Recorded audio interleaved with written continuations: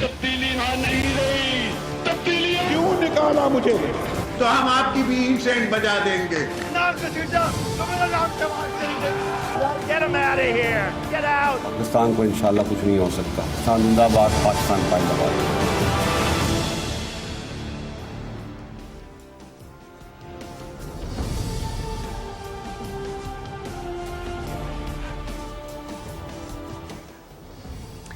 جی السلام علیکم. پروگرام میں آج سب سے پہلے بات کریں گے انتہائی افسوسناک خبر جو کہ کینیا سے آئی، جہاں پر پاکستان کے ایک سینئر صحافی اینکر پرسن ارشد شریف کو گزشتہ رات ایک پولیس شوٹنگ میں ان کی ہلاکت ہوئی، انہیں مار دیا گیا. کینین پولیس نے اس بات کی تصدیق کی ہے کہ یہ ایک مسٹیکن آئیڈینٹی کا معاملہ تھا. ایک غلط فہمی کی بنیاد پہ پاکستانی صحافی کو قتل کر دیا گیا. جو اب تک کینیا کی پولیس نے انفارمیشن دی ہے ان کے مطابق ایک بچے کا اغوا ہوا، اور بچے کا اغوا جس گاڑی میں ہوا وہ اسی گاڑی سے ملتی جلتی تھی جس میں پاکستانی صحافی ارشد شریف اپنے ایک جاننے والے جن کا نام خرم احمد بتایا جاتا ہے ان کے ہمراہ ٹریول کر رہے تھے. کینیا کی پولیس کے مطابق، کینیا کے صحافیوں کے مطابق ارشد شریف کی گاڑی کو ایک ناکے پہ روکا گیا. پہلے یہ خبر آئی کہ اس ناکے پہ کچھ پتھر رکھے گئے تھے، بعد میں خبر آئی کہ اس ناکے پہ باقاعدہ ایک بیریکیڈ بنایا گیا تھا.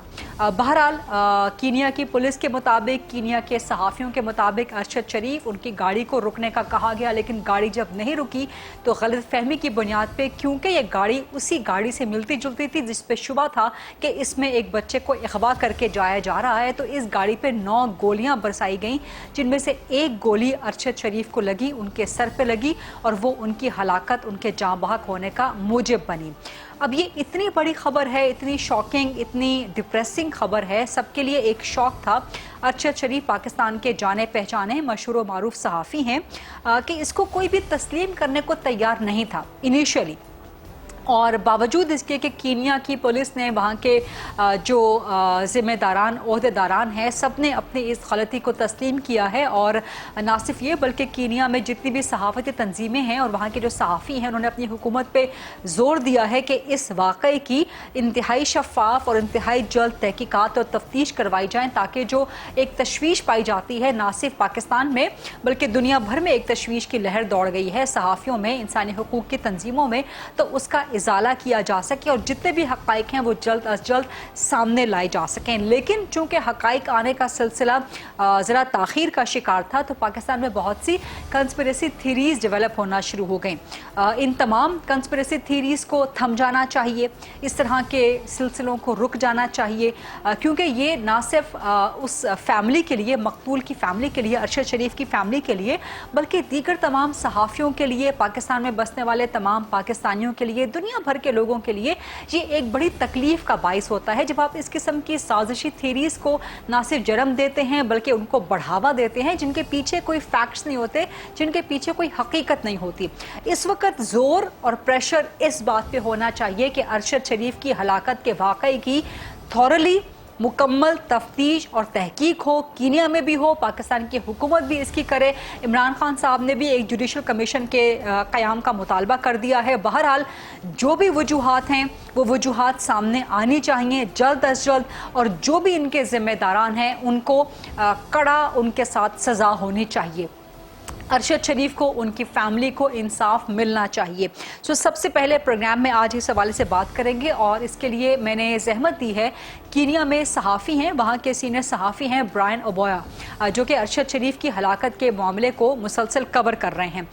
ان سے بات کرتے ہیں، ان سے جانتے ہیں کہ یہ واقعہ کیسے ہوا اور اب تک کینیا کی حکومت اس معاملے پہ کیا کر رہی ہے. Hello mister Brian Obuya, I hope that you can hear me. We would like to know from you that what is the police procedure in Kenya that if such kind of an incident takes place, which is an incident of mistaken identity. So what are the police procedures in Kenya? How does the Kenyan police operate? Do they shoot the people in the car? Do they shoot at the vehicle directly? Do they shoot at the do they shoot to deflate the tires? What are the police procedures in Kenya about this? Well, Faruqi, thank you.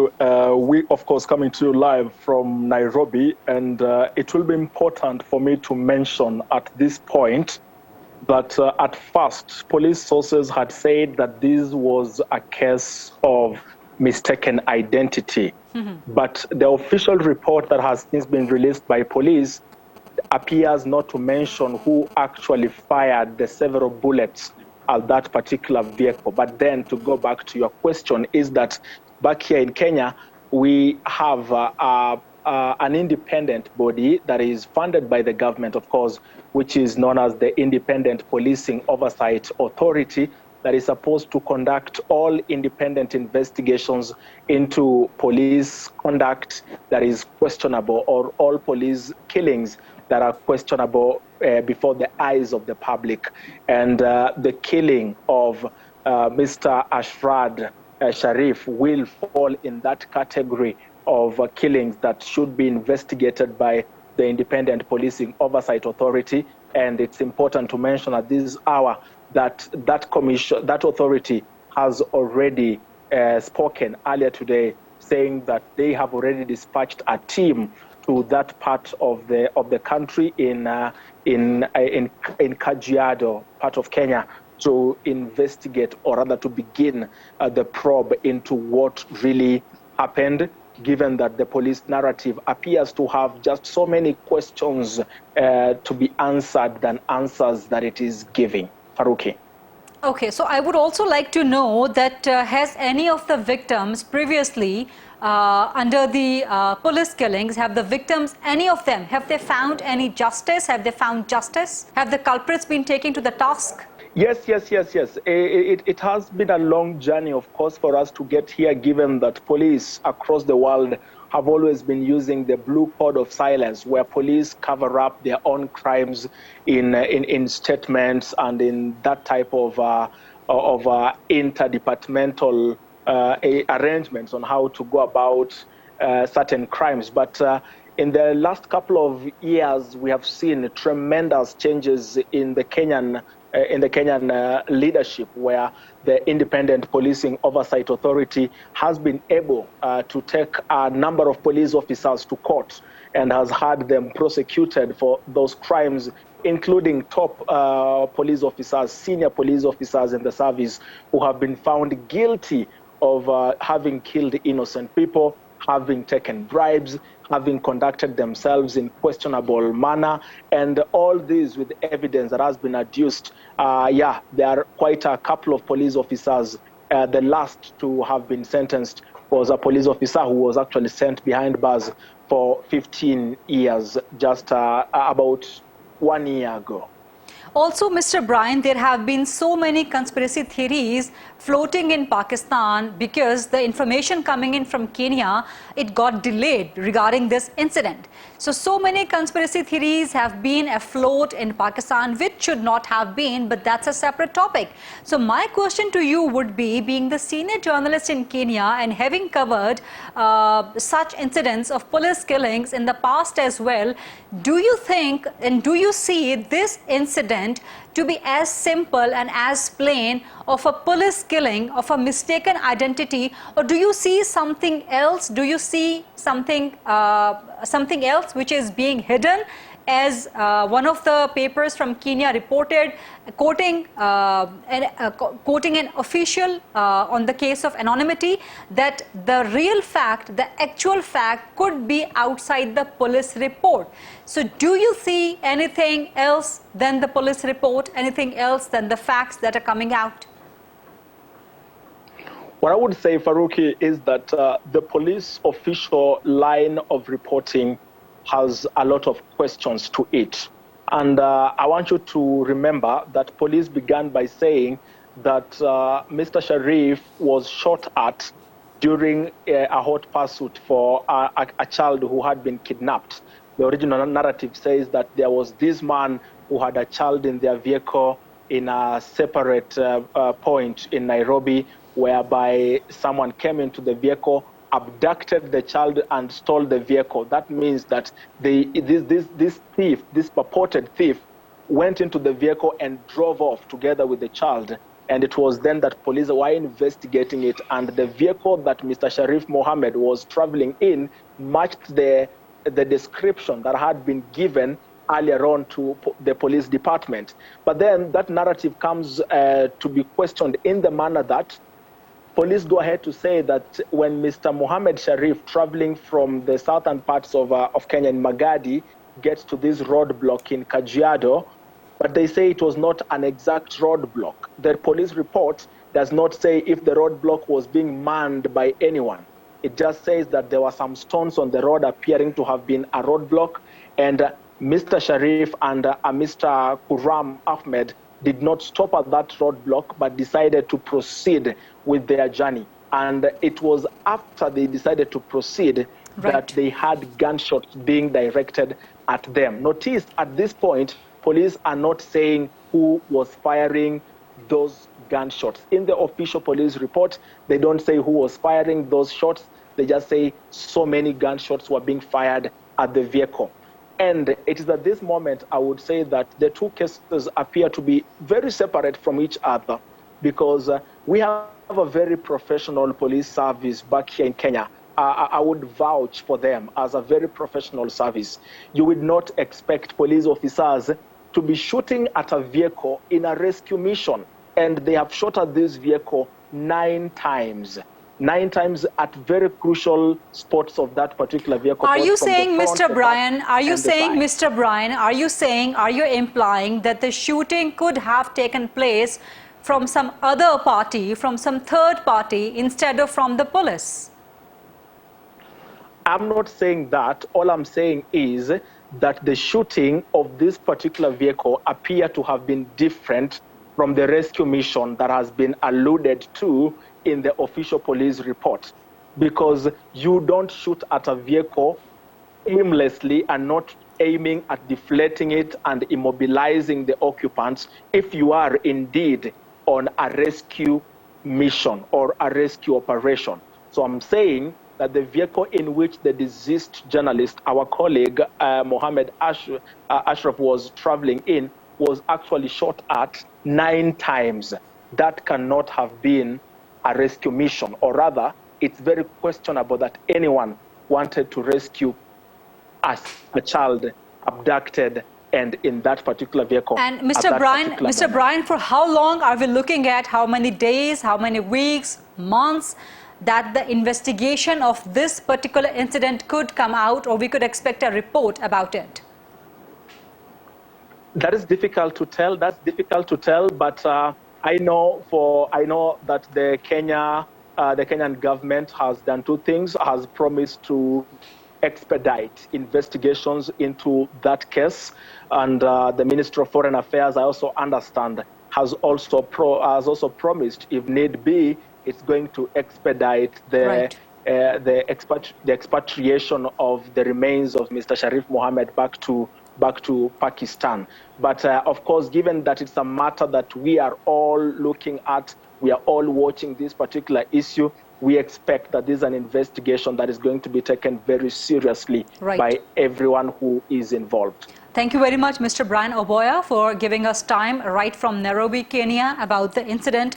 Arshad शरीफ, पाकिस्तानी सहाफ़ी जिनको कत्ल किया गया, उनके इस वाक़ई के हवाले से मामलात कहाँ पर हैं, कीनिया के सहाफ़ी हमें अपडेट कर रहे थे। प्रोग्राम में ज़रा सा आगे बढ़ते हैं और कुछ दीगर मामलात जो पाकिस्तान के हवाले से पॉलिटिकल डेवलपमेंट्स हैं, ख़ासतौर पर इमरान खान की नाअहली का मामला जो कि इस्लामाबाद हाई कोर्ट में लगा, इसके अलावा दीगर मामलात हैं, उन पर बात करते हैं। प्रोग्राम के पैनल को डिबेट, डिस्कशन, क्वेश्चन आंसर्स के लिए आपके सामने ओपन करती हूँ। इस वक्त मेरे साथ मौजूद हैं पाकिस्तान तहरीक इंसाफ के और इसी केस में इमरान खान नाअहली केस में इमरान खान के वकील और सीनियर रहनुमा हैं, मरकज़ी रहनुमा हैं, सेनेटर हैं, बैरिस्टर अली ज़फ़र साहब, वो ज्वाइन कर रहे हैं। पाकिस्तान पीपल्स पार्टी के भी सीनियर मरकज़ी सरकर्दा रहनुमा हैं, साबिक़ गवर्नर पंजाब रह चुके हैं, सरदार लतीफ़ खान खोसा साहब, वो ज्वाइन कर रहे हैं। और पाकिस्तान मुस्लिम लीग नून के भी सीनियर सरकर्दा रहनुमा हैं, सेनेटर हैं राना मकबूल साहब, वो मुझे ज्वाइन कर रहे हैं। सरदार लतीफ़ खान खोसा साहब, सबसे पहले मैं आपकी राय जानना चाहूँगी। एक तो हम अरशद शरीफ की हलाकत के हवाले से बात कर रहे हैं, इस पर आप कुछ कहना चाहें तो ज़रूर कहिए, फिर उसके बाद आगे बढ़ते हैं इमरान खान की नाअहली और दीगर मामलात के हवाले से।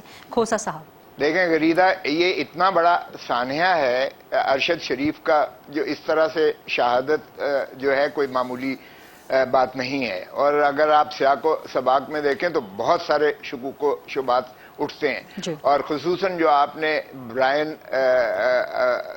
उनका जो है सीनियर सहाफ़ी का जो आपने अभी सुनाया है, उससे तो यानी कोई ابہام ہی نہیں رہتا ہے کہ یہ نائروبی میں بہت ہی under very very suspicious circumstances اس کی کلنگ ہوئی ہے. دیکھیں یہ تو بات طے شدہ ہے کہ اگر مغوی بیچ میں ہو گاڑی میں، اگر مغوی گاڑی میں ہو تو کوئی 9 جو ہے گولیاں گاڑی کو نہیں مارے گا، کیونکہ پھر مغوی بھی مر جائے گا بیچ میں، اس کو بھی گولی لگنے کا امکان ہے، جس کی آپ ریسکیو کے لیے، جس کو آپ بچانے کے لیے، یعنی آپ نے وہ جو ہے وہ ناکہ بندی کی ہوئی ہے یا آپ نے پیروی کی ہے، پرسوٹ کی ہے، ہاٹ چیز کیا ہے، تو اس پر تو آپ سوچ بھی نہیں سکتے ہیں کہ آپ اس طرح سے 9 گولیاں چلائیں گے، کیونکہ وہ بھی اس میں جو ہے مر سکتا ہے. یعنی بچانے کی بجائے کیا آپ اسے مارنا پسند کریں گے؟ تو یہ جو پہلا جو موقف انہوں نے بیان کیا ہے کہ جی ایک بچہ اغوا ہو گیا، اور چونکہ بچے کے اغوا جس گاڑی میں لے جایا گیا وہ گاڑی کی مشابہت تھی، تو اگر یہ مشابہت ہوتی تو سوال ہی پیدا نہیں ہوتا کہ اس کو 9 گولیاں سٹریٹ مارتے. پھر دوسری بات دیکھیے کہ وہ کہہ رہا ہے، خود ہی انہوں نے جو بیان دیا ہے کہ وہاں کوئی آفیشیل ناکہ نہیں تھا، نہ کوئی پولیس تھی، نہ سڑک کے اوپر چند پتھر پڑے ہوئے تھے. اگر چند پتھر پڑے ہوئے تھے تو پھر ظاہر ہے کہ ان پتھروں سے بیچ بچاؤ کر کے نکلنا ہی ایک قرین قیاس ہوتا ہے. کوئی اتر کے جو ہے پتھر جو ہے ہٹاتا نہیں ہے کوئی گاڑی والا، وہ ظاہر ہے کہ جا رہا ہوتا ہے ایک مسافر، وہ اپنی گاڑی پہ آگے چلنا پسند کرے گا. تو اس پر بھی اگر گاڑی پر فائر کیے ہیں تو فائر کہاں سے ہوئے ہیں؟ اور پھر وہ خود مانتے ہیں کہ فائرنگ کی نہیں بتا رہے آفیشلی پولیس والے کہ کس نے فائر کیا، کس نے فائر کیا.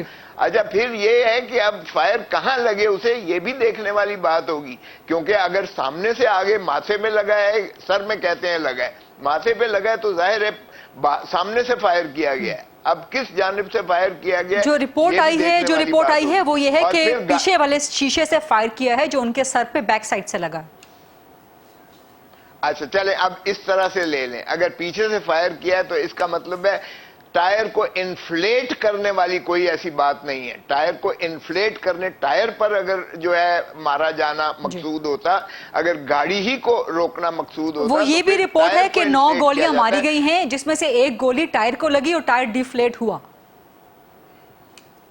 اچھا اگر ٹائر ڈیفلیٹ ہوا تو پھر اوپر سے کیسے؟ ڈیفلیکٹ تو نہیں ہوئی ہے، شیشے میں سے اوپر سے گئی ہے اور پیچھے اس کو لگی ہے، پیچھے سر میں لگی ہے اور آگے سے نکلی ہے. تو یہ اس کا مطلب یہ ہے کہ وہ ایک تو فائر کی ویلوسٹی دیکھیں کہ کتنی تھی کہ وہ اس کو پینیٹریٹ کرتے ہوئے شیشے کو اس کے سر میں سے پینیٹریٹ کر کے آر پار نکلی ہے. تو آپ اندازہ کیجئے گا کہ یہ ٹارگٹ کلنگ تو ہو سکتی ہے کہ باقی بھی گاڑی میں بیٹھا ہوا تھا، خرم بھی بیٹھا ہوا تھا، اس کو تو خراش تک نہیں آتی ہے، اور ارشد شریف ہی کو جو ہے بلٹ ایک سر میں لگ کے آر پار جاتی ہے.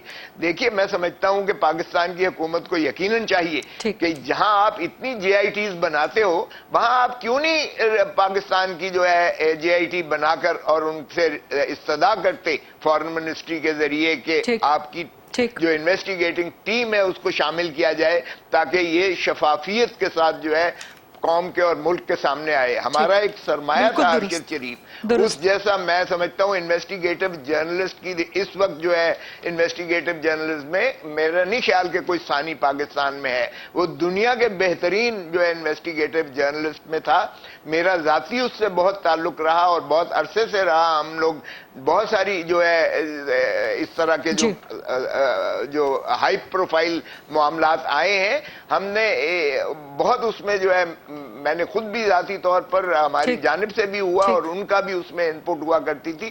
میرا انٹریکشن ہوا ہے بہت ہی، وہ جو ہے سچ گو راست گو شخص تھے اور وہ سچائی پر پہنچنے کا ان کا عزم تھا. وہ کسی سے نہیں ڈرتے تھے اور بدقسمتی دیکھیے گا کہ وہ یہاں سے تو گئے موت کے خوف سے اور موت نے انہیں آ لیا وہاں پر بھی. تو میں سمجھتا ہوں انا للہ و انا الیہ راجعون. ٹھیک ہے، کھوسا صاحب کی گفتگو آپ نے سن لی. اسی حوالے سے صحافی ارشد شریف کی کینیا میں ہلاکت، اسی حوالے سے کچھ مزید بات کریں گے. سینٹر رانا مقبول صاحب بھی کچھ بات کرنا چاہ رہے ہیں، بیرسٹر علی ظفر صاحب بھی. ایک چھوٹی سی بریک لیتے ہیں، بریک کے بعد واپس آتے ہیں.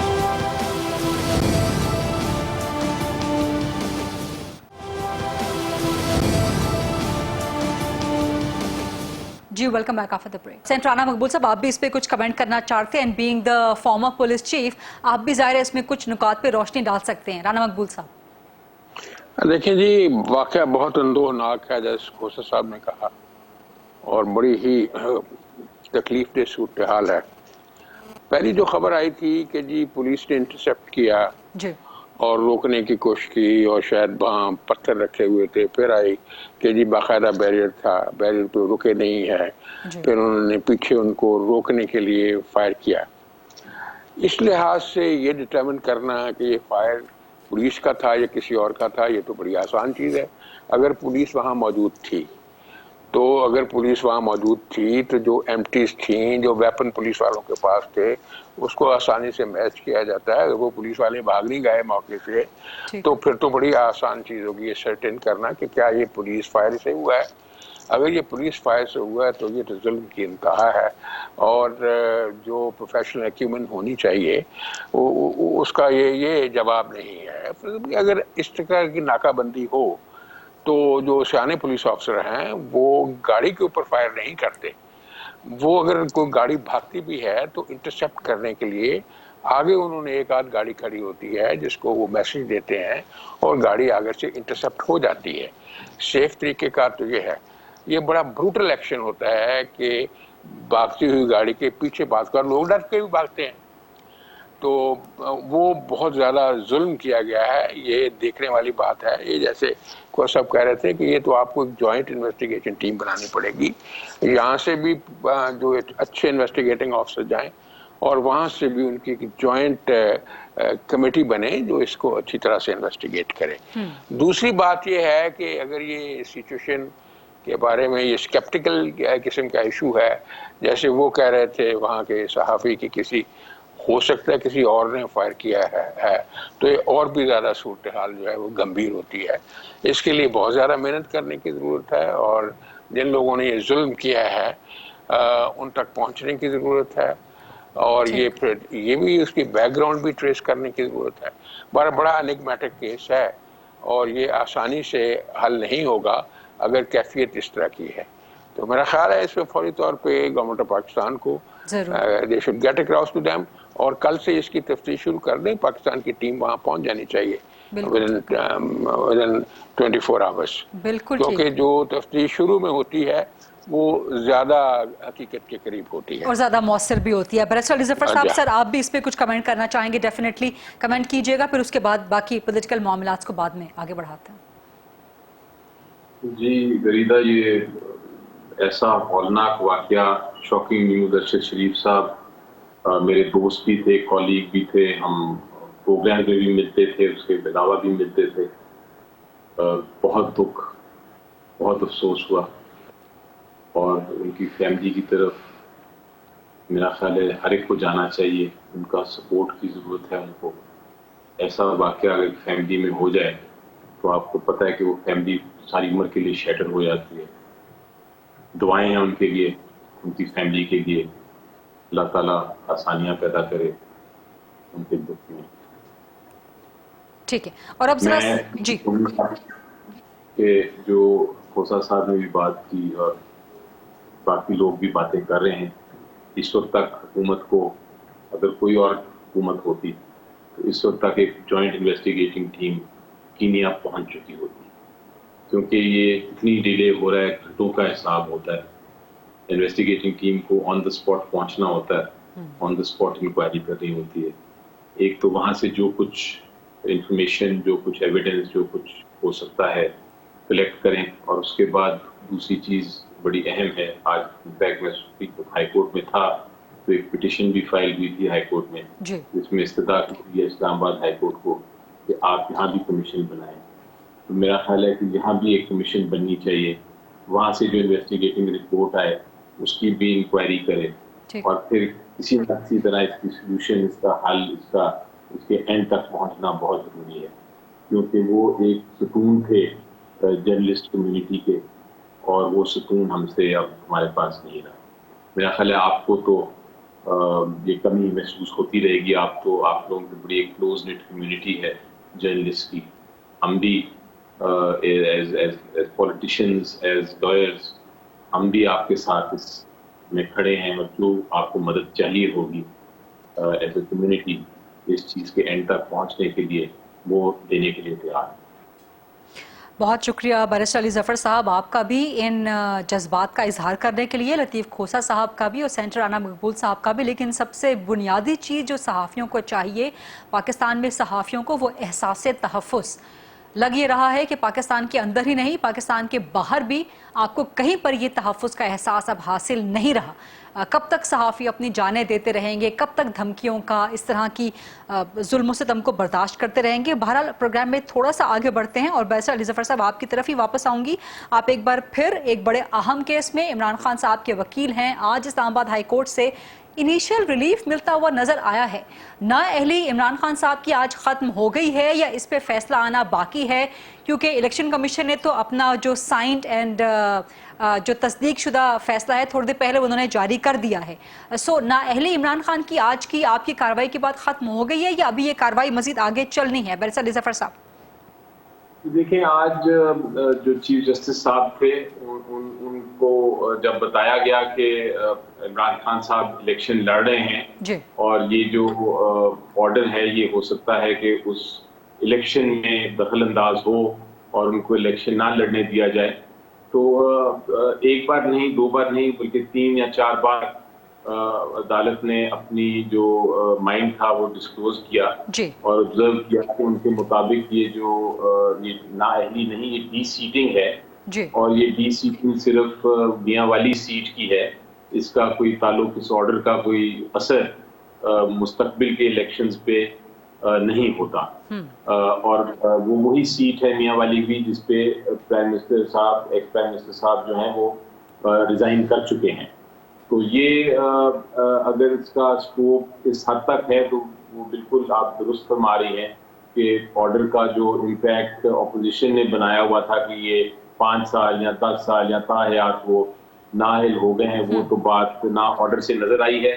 جو ڈیٹیلڈ آرڈر آج آیا ہے، نہ ہی وہ عدالت کی آبزرویشن کے بعد کوئی اس میں جان رہ جاتی ہے. لیکن بیرسٹر علی ظفر صاحب، سوری آپ کو کٹ ان کر رہی ہوں ایک سپلیمنٹری کوسچن کے لیے. کرپٹ پریکٹسز پہ اگر کسی ایم این اے کو ڈی سیٹ بھی کر دیا جائے، چاہے ایک سیٹ سے ہی، تو کیا وہ آئندہ کے لیے ایک دروازہ کھول نہیں دیتا کہ کوئی بھی صادق اور امین 62 63 کی کلاس کے تحت آئندہ کبھی بھی پٹیشن لے کے جا سکتا ہے نااہلی کی؟ جی، کئی 62(1)(f) کی الزام لگایا تھا. یہی ایکچولی کیس، یہی ریفرنس اسپیکر نے بھیجا تھا کہ 62(1)(f) لاگو ہوتا ہے، اس لیے الیکشن کمیشن آف پاکستان یہ ڈکلیئر کر دے. لیکن 62(1)(f) جب الیکشن کمیشن آف پاکستان نے بھی دیکھا اور ان کو جب ہم نے بحث بھی کی تو ان کو یہ بتایا گیا کہ 62(1)(f) جو ہے وہ صرف تب لاگو ہوتا ہے اگر عدالت، اور الیکشن کمیشن آف پاکستان عدالت نہیں ہے، جب وہ کوئی عدالت جو ہے وہ ٹرائل کے ذریعے فیصلہ کر دے کہ ایک شخص نااہل ہے یا نہیں. جب تک وہ ٹرائل کے ذریعے ایک عدالت فیصلہ نہیں کرتی تو 62(1)(f) لاگو نہیں ہو سکتا، صادق اور امین کا سوال نہیں پیدا ہوتا. تو الیکشن کمیشن آف پاکستان نے اس چیز کو دیکھتے ہوئے 62(1)(f) پہ کوئی بات ہی نہیں کی، اور بلکہ وہ جو کیس ہے، یہ معاملہ سارا جو ہے وہ سیشن کورٹ کو بھیج دیا اور سیشن کورٹ کو کہا ہے کہ آپ، ہم کمپلینٹ پہ کمپلینٹ فائل کریں گے، وہاں آپ اس کی ٹرائل کے ذریعے فیصلہ کریں.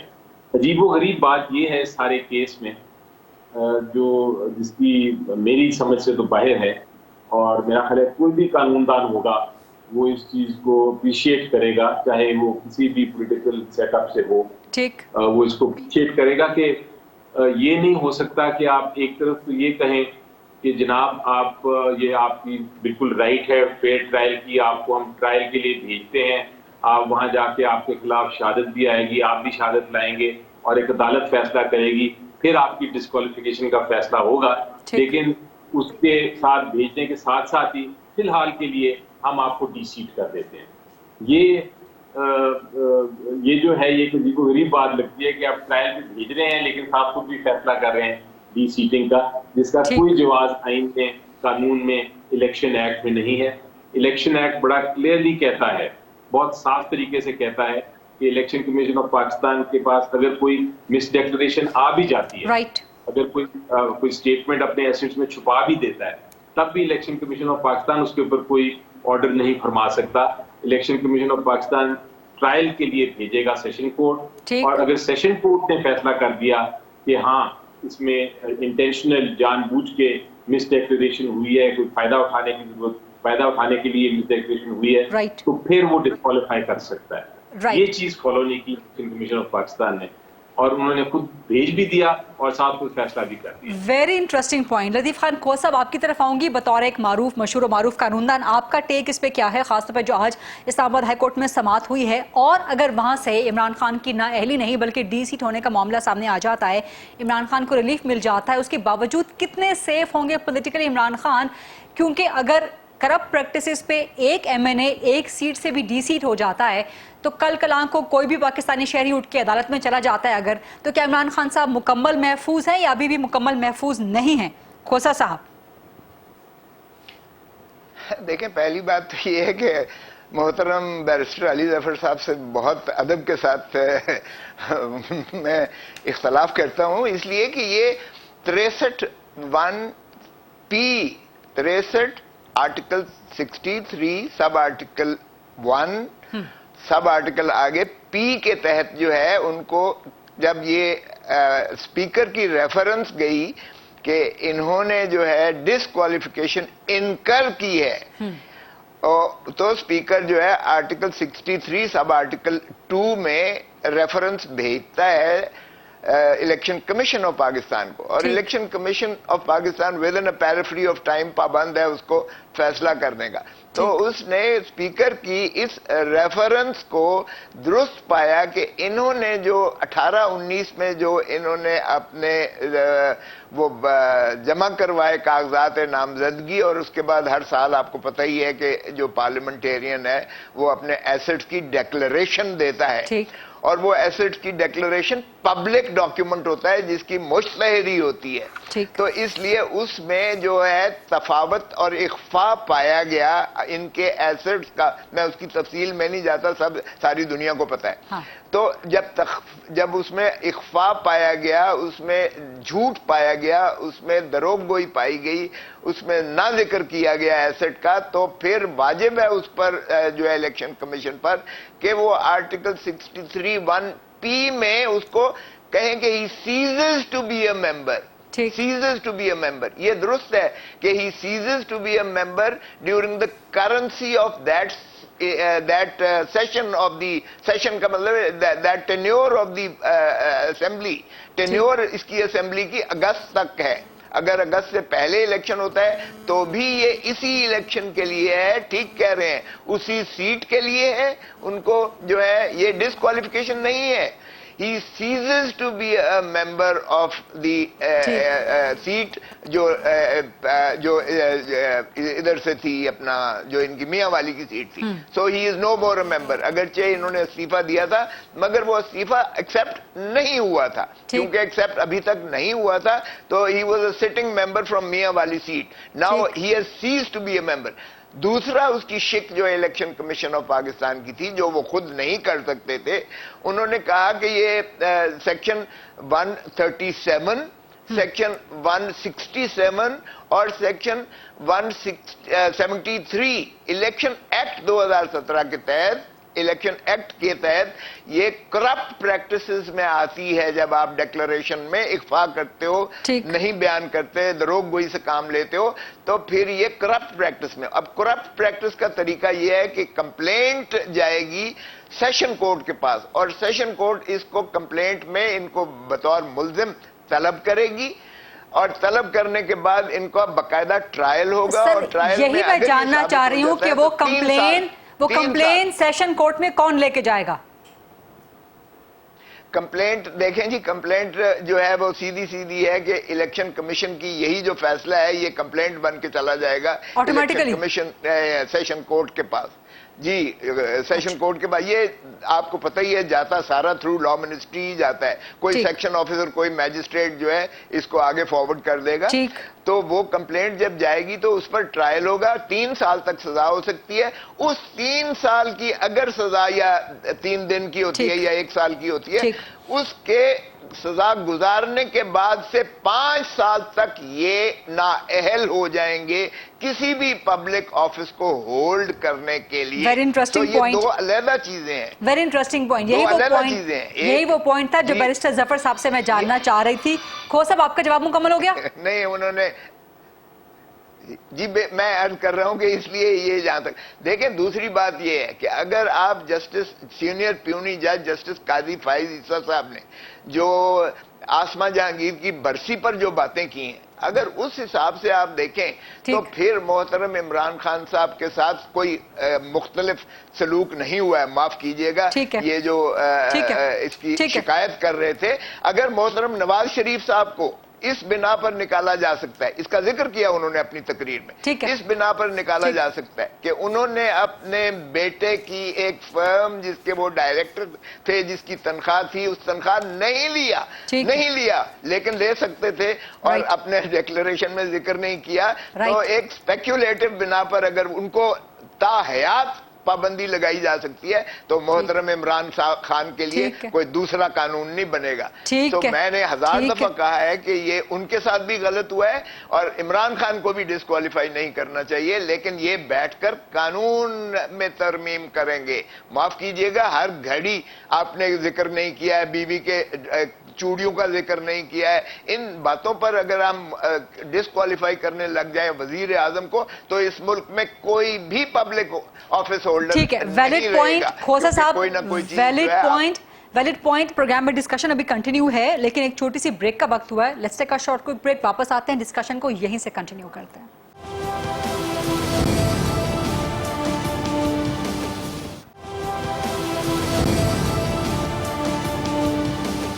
جی welcome back after the break. Maqbool sahib, sir quickly آپ کا جواب چاہوں گی. بیرسٹر علی ظفر صاحب نے جو وضاحت فرمائی ہے، جو اسلام آباد ہائی کورٹ میں آج کارروائی ہوئی ہے، پرائمر فیس سے لگتا یہی ہے کہ آپ لوگوں نے بڑی جلدی میں مٹھائی کھا لی تھی. رانا مقبول صاحب دیکھیں غریدہ بات یہ ہے کہ کل قاضی فائز عیسیٰ صاحب نے کہا کہ میاں نواز شریف کو اپنی انہوں نے نوشنل استعمال کیا ہے، انکم کو نہیں بتایا، سو ٹو سے ایلیگیشن جو تھا، تو ان کو 184(3) میں انہوں نے ٹرائی کر کے نہ ان کو اپیل کا حق دیا، نہ کوئی اور لیجیٹمیٹ پروسیس اختیار کیا گیا، اور ایک پرائم منسٹر کو انہوں نے ڈسکوالیفائی کیا. یہ سارے کا سارا جو ایشو اب سامنے آیا ہے یہ ہے اس سٹگما کا آپ کیا کریں گے جو کرپٹ پریکٹسز کا دیا ہے الیکشن کمیشن نے.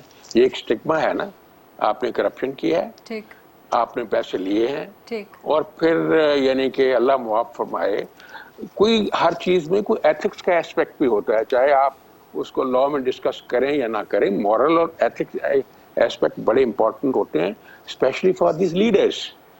اگر ایک لیڈر اپنی جو ہے وہ گھڑیاں اٹھا کے دوسرے ملک میں جا کے تحفے میں لی ہوئی بیچنا شروع کر دیں تو آپ اس کو کیا کریں گے؟ Is it a very high standard of ethics, high standard of morality, high standard of conduct? تو آپ اس کا مطلب کیا نکلے گا؟ اس لیے میں سمجھتا ہوں سب لوگوں کے جو ہے وہ دیکھ رہے ہیں اور اس چیز پہ حیران ہیں کہ کیا ہمارے لیڈر یہ کام بھی کر سکتے ہیں کہ اگر ان کو تحفے میں گھڑیاں ملیں تو وہ دوسرے ملک میں جا کے فروخت کر دیں. یہ میں ان کی بڑی عزت کرتا ہوں، ہمارے چیئرمین بھی ہیں لاء اینڈ جسٹس کمیٹی کے. دل میں تو ہم سارے سوچتے ہیں، یہ بھی سوچتے ہوں گے کہ یہ کیا حرکت کی گئی ہے. سمجھتا ہوں وہ الگ بات ہے، ٹیکنیکلٹیز جو ہیں اس میں تو بڑے بڑے لوگ جو ہیں وہ بھی چھوٹ جاتے ہیں، لیکن یہ سٹگما جو ہے اس کو کیسے ریموو کیا جائے گا؟ آپ کیسے کہیں گے کہ یہ گھڑیاں نہیں بیچی گئی؟ یہ اس کا کیا جواب ہے؟ اس کا کوئی جواب نہیں ہے. وہ الگ بات ہے سیشن جب یہ ٹرائل کرے گا، کوئی فیصلہ لکھے گا، تو بہرحال ہے یہ بڑی افسوس کی بات ہے. یعنی کہ نون لیگ سارا کیس بیانیے پہ ہی لڑنے کا جو ہے وہ ریلائی کر رہی ہے.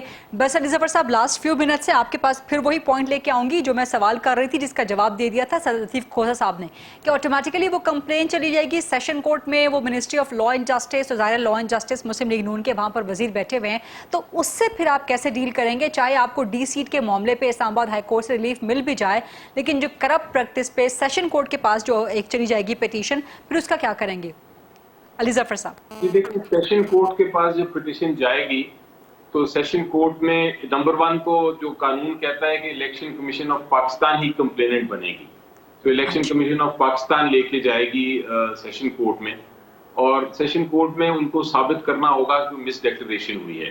اب میں آپ کو مس ڈیکلریشن کا پرنسپل بتا دوں. سب سے پہلے دیکھنا یہ ہوتا ہے کہ آپ نے جو گفٹ دیے کیا آپ نے ان کی پیمنٹ کی، اور پیمنٹ آپ نے حکومت کے اکاؤنٹ میں اس کی پیمنٹ دی یا نہیں دی، وہ سارے کے سارے چالان ہمارے پاس موجود ہیں جو ہم نے الیکشن کمیشن کو بھی پیش کر دیے کہ پیمنٹ ہوئی، اور یہ کوئی اب ایلیگیشن بھی نہیں رہی۔ دوسری چیز یہ دیکھنی ہوتی ہے کہ کیا 30 جون کو جو ہر سال کی جو 30 جون پہ قانون یہ کہتا ہے کہ آپ نے جو ڈکلیئر کیا، آپ 30 جون کو جو جتنے اثاثے آپ کے پاس تھے آپ نے وہ ڈکلیئر کرنے ہوتے ہیں، جو نہیں تھے جن کو آپ نے پہلے بیچ دیا یا دے دیا یا وہ ٹوٹ گئے یا ختم ہو گئے، وہ آپ کو ڈکلیئر کرنے کی ضرورت نہیں ہوتی۔ اس لیے اگر آپ نے بیچ دیے اور ان کے پیسے آ گئے تو پھر آپ نے پیسے دکھانے ہیں کہ کس اکاؤنٹ میں وہ پیسے ہیں، آپ نے وہی ڈکلیئر کرنے ہیں۔ پھر چیز آبویسلی آپ نے بیچ دی ہے، اس کے پیسے دکھانے ہیں۔ تو یہ سارا ثبوت ہمارے پاس ہے موجود، وہ جب ٹرائل ہوگا تو اس کے اندر اس کو پیش کیا جائے گا اور دکھایا جائے گا۔ بلکہ یہاں تک ہے کہ مثلاً آپ نے ایک چیز خریدی، اگر آپ نے توشہ خانہ سے اس کو 100 روپے کی خریدا اور آپ نے اس کو 200 روپے کی بیچ دی، تو پھر آپ کے پاس 100 روپیہ جو ہے اس پہ آپ کو 100 روپے کا ٹیکس بھی پڑتا ہے، کیپٹل گین ٹیکس جس کو کہتے ہیں، وہ حق وہ بھی ہم نے دیا۔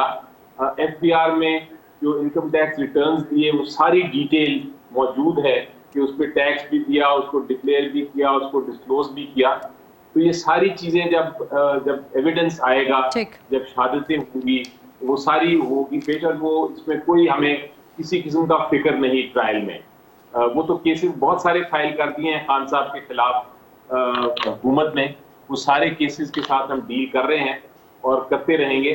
لیکن اتنا میں یقین دلا دوں کہ اگر اپوزیشن کا یہ خیال ہے کہ ان کیسز کے ذریعے وہ عمران خان صاحب کو سیاسی میدان سے ہٹا سکیں گے، جو سیاسی میدان میں تو ہار گئے ہیں، لیکن اگر کیسوں کے ذریعے یا لا فیئر کے ذریعے وہ ہٹا سکیں گے تو یہ ممکن نہیں ہوگا۔ اس کیس کو تو میں نے خود دیکھا ہے اور اس میں مجھے کوئی ایسی چیز نہیں نظر آئی جو مس ڈیکلریشن کے اس جورسڈکشن میں پڑے۔ ٹھیک ہے، پروگرام کا وقت بھی ختم ہو چکا ہے۔ بہت بہت شکریہ بیرسٹر علی ظفر صاحب، سردار لطیف خان کھوسہ صاحب اور سینٹر عنایت مقبول صاحب۔ یہ تھا آج کا programme. I'll see you tomorrow انشاءاللہ۔ اللہ حافظ۔